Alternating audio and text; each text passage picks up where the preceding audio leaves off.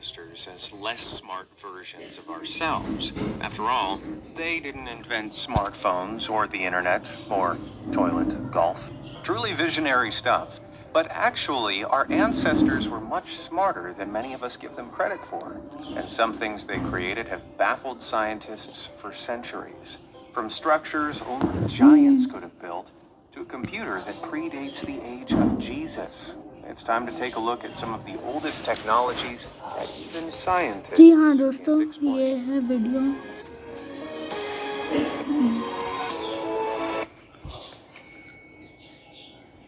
Gadget galore. Do you know what the very first computer looked like? You're probably thinking back to the time of boxy monitors and wired mice that had rubber balls in them. But computers existed before then, and I mean hundreds of years before then. We're talking about analog computers, pre-digital devices that used the variation of an element and matched it up on a model to help solve a problem. Think of a slide rule, for example, which allows the user to do quick multiplication and division. That's a computer. However, the very first of these computers was way more impressive than a mere math device, and it was created more than 2,000 years ago. This is the Antikythera mechanism, an ancient Greek computer which could predict everything from the exact movements of the planets to the dates of each Olympic Games. It's the oldest example of an analog computer ever discovered, made around the 2nd century BCE. Remnants of this big bronze device were found inside a shipwreck off the coast of Antikythera. Well, now we know where it got the name from. From 1901 onwards, it's been subjected to all sorts of tests, and scientists have desperately tried to figure out how it all worked. From what scientists do know, it's made up of over 80 fragments, possibly more, which fit together to create 37 gears and 2 dial systems that they believe were made to track the moon and the sun. The dials each have pins that follow their own spiral groove, like a needle on a record player. It's assumed these were used to foresee each lunar and solar eclipse decades in advance, the kind of thing we now rely on Google to tell us. All of these fragments once came together to create a mechanism that looks something like this. As you can see, though, the sheer amount of work that was needed to create it, the accuracy to which it was measured, and calculating the constants to predict these events without digital aid is hard for scientists to fathom even to this day. While digital computers are much more advanced now, at least the Greeks didn't have to worry about forgetting their passwords all the time. The chameleon cup. It's no secret that the Romans were great inventors. They were the originators of paved roads, concrete buildings, aqueducts, plumbing, and even the Julian calendar. Without them, Western society wouldn't be anywhere near as advanced as it is today. But one invention from this era has left scientists stumped: the Lycurgus cup. It's a 4th century cup made from glass, and it's completely captivating. Not because it looks pretty, but because the Romans designed it to turn completely different colors depending on the light. If the cup is lit from behind, the front of it will turn a deep shade of red. But lighted up from the front, its color will magically become green.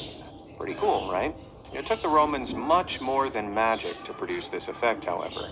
They invented a type of glass called dichoric glass, which means 2 colors in Greek. They did this by grinding down gold and silver until they dissolved into a liquid, producing a colloid. But inside these metals are nanoparticles. Nanoparticles are matter so small you can't see them with the human eye. They're 100,000 times smaller than the width of a human hair. Inside the nanoparticles are electrons, which vibrate when light hits the cup, changing the color of the refracted light depending on the observer's position. So, it's these super tiny particles within the glass that creates the stunning 2-tone effect. But the thing is, scientists don't know how they managed to master such an advanced technique, especially since the Romans didn't have access to anything like microscopes, and nanotechnology was only discovered in the 1970s. For all we know, Romans might have discovered it first, and then perfected its use without even knowing it, though that seems unlikely. Some believe the discovery of this nanotechnology was just a happy coincidence. But whether it was intentional or 你 not, 就是有这样 you'd 关系 still 的那 color 边 be 听着。 impressed. Giants in the sky. Have you ever wondered what a city of giants would look like? Everything would be so big, it would be impossible for a tiny little human to live there. But if you could visit a town occupied by giants, it would probably look something like Ollantaytambo. This Incan site in Peru was likely built back in the mid-15th century, and boy has it puzzled scientists. Among the many gigantic structures that make up Ollantaytambo, the valley's ginormous steps are the most shocking, with each step reaching up to 13 feet, and with there being 150 steps in all, there's no way they were made to be climbed by puny human legs. Scientists have trouble explaining how the Incans managed to create steps so much taller than themselves. Unlike today, they didn't have forklifts and cranes to build larger-than-life structures, so they've had to work out what they did use. The most likely answer is that they had a system of ropes and pulleys to lift huge rocks over their heads, but there's no way of knowing for sure. Some researchers believe that the steps aren't real steps at all, though. They may have been part of a palace complex for the Emperor Pachacuti, the Incan ruler credited with rebuilding the entire village. Others think they may have been garden terraces, used to grow fruits and veg like modern greenhouses. I wonder if they ever grew any beanstalks. Giant city or not, it's one of the most mind-boggling, impossible-looking constructions in history. Nowadays, it's taken on a new lease of life as a tourist playground, and its multiple stone buildings tower over every single visitor. Its secrets, however, are still hidden somewhere deep within the rocks. If you want to take a big step, though, why not hit those like and subscribe buttons down below? You never know what else you might discover on my channel. All done? Great. Now what have we got next? Volts from a vase. From a glance, these objects look like old junk, right? What's so smart about a ceramic pot containing a tube of copper and a rod of iron? Well, what if I told you that this is the making of world-changing energy source? It was discovered in 1936, but it's so much older than that. The artifacts, discovered in Baghdad, Iraq, have been dated between 200 and 600 AD, when the Roman Empire ruled the land. Tests on the iron and copper cylinders revealed that a liquid was once inside the jar, such as wine or vinegar. Using an acidic liquid like this allows electrons to pass from the copper tube to the iron rod when the two metals are connected. This is because metals are made of charged particles called ions. When dissolved in liquid, these ions are able to move about freely, which then produces electricity. The real question, however, is how on earth they managed to figure this out. Well, as with any scientific theory, some scholars wanted to debunk the battery idea. But in 1978, the experiment was put to the test, with a replica Baghdad battery and some grape juice. Once constructed, scientists actually managed to produce small amounts of electricity. It was confirmed. The battery could generate 1 to 2 volts of electricity. This kind of power could have been used for electroplating, where metals are coated with materials like gold and silver via an electric charge. This could have been used to upgrade boring old gray metals into luxury items. Some believe it was also used for electrotherapy, where your aches and pains were treated using electricity to cure tense muscles. But to this day, scientists continue to debate its true purpose, and it's unlikely we'll ever know for sure, unless they find an ancient TV remote. Metallic mystery. It's extremely annoying when something rusts beyond repair. Anyone who's ever tried to ride a bike with a rusted chain knows exactly what I'm talking about. If only there was some kind of technology that could protect metal from rust. Oh wait, there was. In the 5th century in Delhi, India, an iron pillar was constructed to honor the Hindu god Vishnu, reaching 23 feet 8 inches in height and weighing 6.5 tons in total. The pole has stood for over 1,600 years, and yet it has never rusted. This is incredibly strange because when iron is exposed to air and water, a chemical reaction occurs called oxidization, which creates iron oxide, aka rust. However, despite being erected in the open and exposed to the extreme heat and humidity of the area, this pillar has been completely resistant to such corrosion. Scientists believe there must have been a great deal of care taken when extracting and processing the metal, which resulted in a layer of misohyte coating the pillar. This is a compound mix of iron, oxygen, and hydrogen. Yeah, the gas, the resulting alloy of which does not rust. How exactly they did this, though, no one's sure, because its existence was only predicted in 1970.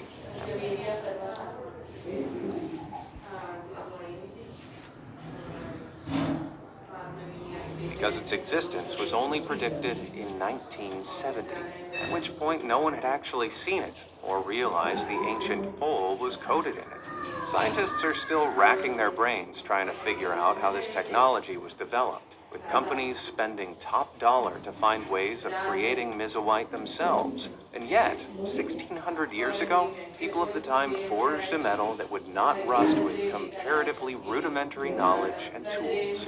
That just goes to show how incredibly complex and ingenious the art of metallurgy is, and also how cheap my bike is. Tough to crack. Just looking at a hill is enough to get me out of breath. But somehow, the ancient Incans were powering up that hill with giant boulders in tow, all to build this humongous structure. Sacsayhuaman is a Peruvian citadel of truly monstrous proportions. The mountain itself is about half the height of Mount Everest, with the base of the ancient citadel found at over 12,000 feet. The longest of the three remaining walls is over 1,300 feet long and 20 feet tall, with the largest blocks varying from a hefty 141 to 220 tons. It feels impossible picturing human hands constructing this monolithic fortress, let alone moving each mega block into place. But it's definitely there. How it was built, though, no one knows. Built back sometime in the 15th century, the Incans used dry stone to construct the citadel, placing each of the rocks together so perfectly there was no need to bind them with mortar. They're fused together so tightly that even after 600 years, they're still stable. The rock-solid formation has even helped the ruins survive the deadliest of earthquakes. The gaps between the rocks are so tight, not even a single piece of paper or the point of a pin can fit through where the stones meet. Its construction would have required precision and planning beyond anything the modern world has ever seen. It wouldn't have been light work either, with even the smallest blocks roughly weighing more than a blue whale. So how they managed to stack them so perfectly without cranes or heavy lifting equipment is a complete mystery. Oh no, I'm thinking about exercise again. Sword sorcery.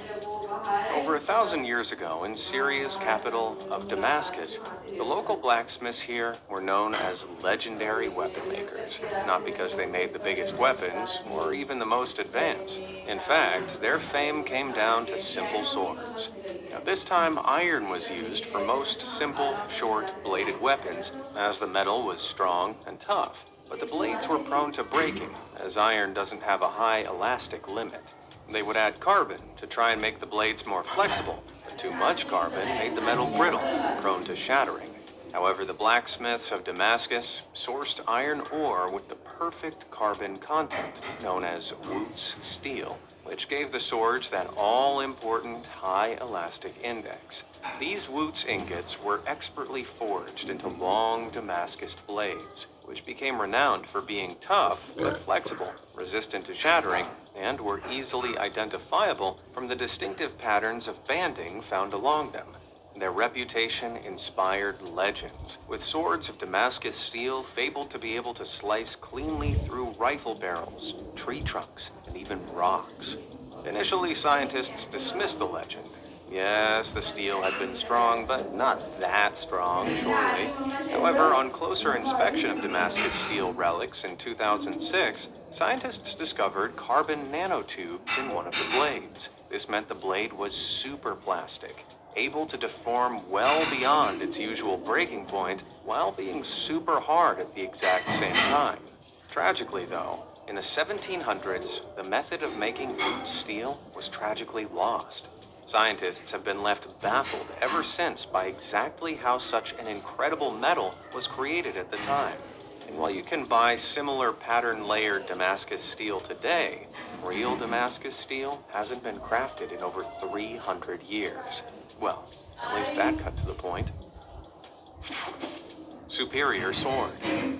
Damascus blades aren't the only weapons that have left scientists scratching their heads. Over in China, the discovery of the sword of Gojin has had an equally baffling effect. The 22-inch long blade and 3.3-inch hilt of this tin bronze sword was discovered in an ancient tomb back in 1965, and from its appearance, you'd never guess it was more than 2,400 years old.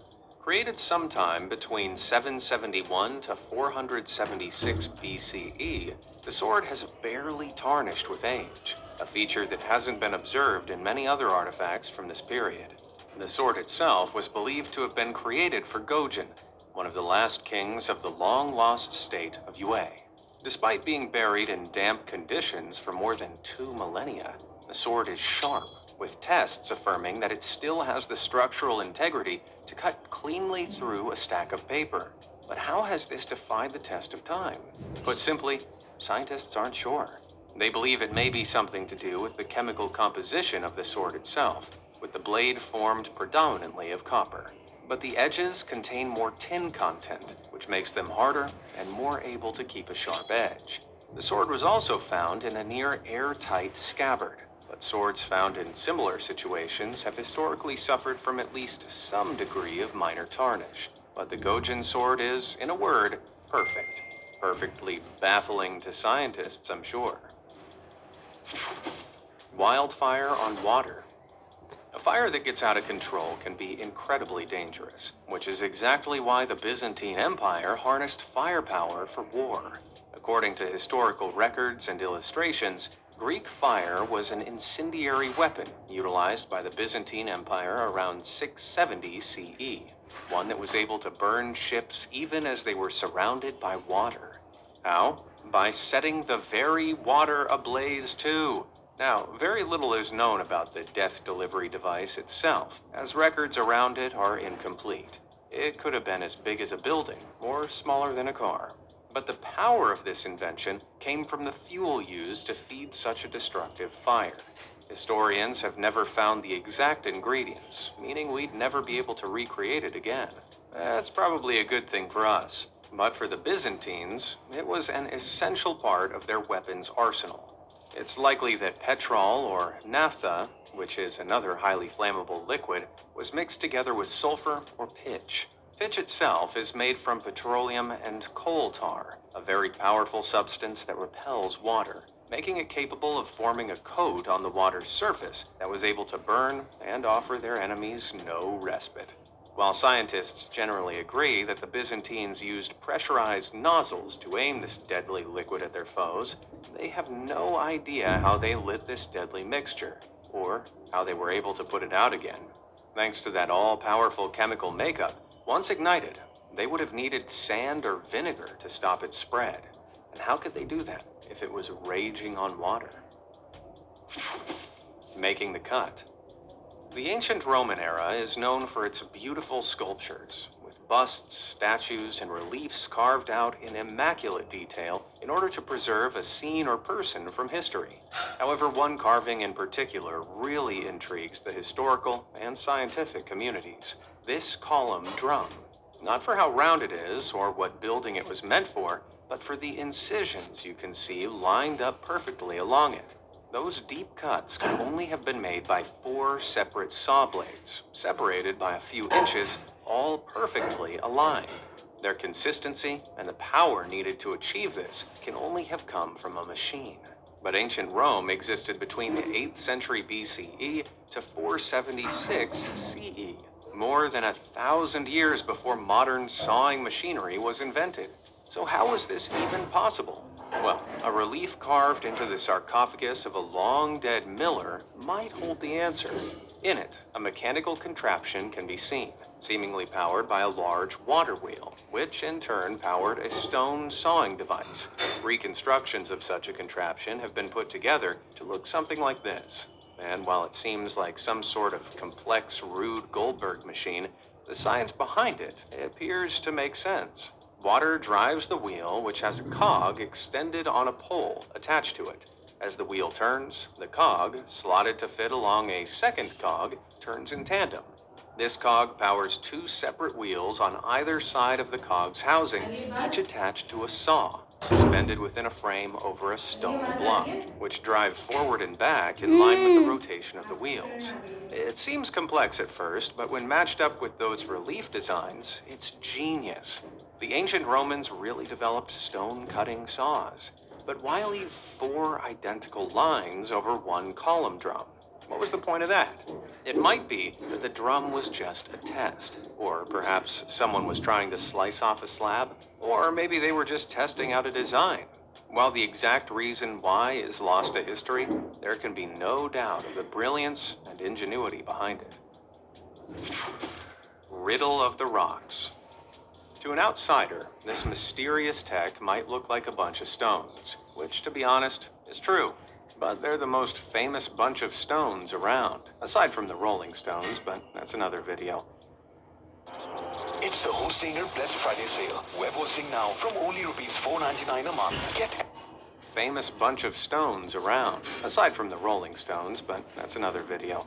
No, I'm talking about Stonehenge. Situated in an empty field in Wiltshire, England, this famous ring of rocks has been standing some 13 feet high since the Neolithic period, believed to have taken hundreds of years to erect between 3000 and 1500 BCE. But it wasn't a simple case of digging these stones out of the ground and standing them up, though. These rocks were moved from one place to the other, then stacked high like building blocks. How was this technology available so long ago? Well, based on the geological makeup, it's believed that they must have been transported from several hundred miles away, likely from one quarry in the Marlborough Downs and another in the Presale Hills. Then once they arrived, they must have hauled them over their heads, each weighing over 2 tons, and planned a very specific formation. All this, but at the time, the most advanced Neolithic tools were still limited to just spears and wheels. So how on earth did they manage such a feat? Experts assume that several hundred, if not thousands of people involved dug large holes. The stones were hauled into position and then dragged upright into the hole with the use of an A-frame. Timber platforms are then believed to have been used to raise the horizontal stones onto the others. Exactly how, though, still isn't known. It sounds simple, but for people working with rudimentary tools 5,000 years ago, it just seems impossible. I mean, I can barely build an IKEA shelf, and that's with help. A line in the sand. Can you draw a perfect circle freehand? I can't even manage a straight line freehand. So imagine the technology and strategy that it took to draw this. Yeah, that's a near-perfectly circular pattern drawn roughly to the size of a football field. These are just some of the Nazca lines, a collection of geoglyphs, so-called because they're symbols carved into the ground, etched permanently into the Peruvian desert. The combined length of all the lines reaches over an astonishing 800 miles, which, for perspective, is over 14,000 football pitches long. While scientists know they were created by making shallow incisions in the sand, leaving the dirt beneath exposed, the real question is, how did their creators do this with such accuracy? The Incans carved these shapes out on huge, completely flat plains between 500 BCE and 500 AD. And while it's fairly easy for us to make out all the different shapes and animals by getting up high with helicopters and drones, unless they could fly, there was no way they could have seen what they were drawing. Experts believe they would have traced the giant geoglyphs using nothing but guesswork, optimism, and perhaps some guidance from the stars. But they're too good to be guesswork, so there must have been some ancient technology or long-lost strategy that helped them along the way. There's also no way of knowing why they were made either. They could have been symbols used to ask their gods and goddesses for help, or they could have formed an astronomical calendar to keep track of the days and nights. Put जल्दी it नहा के आ simply, जाए फिर देख scientists लीजिएगा don't know what they are.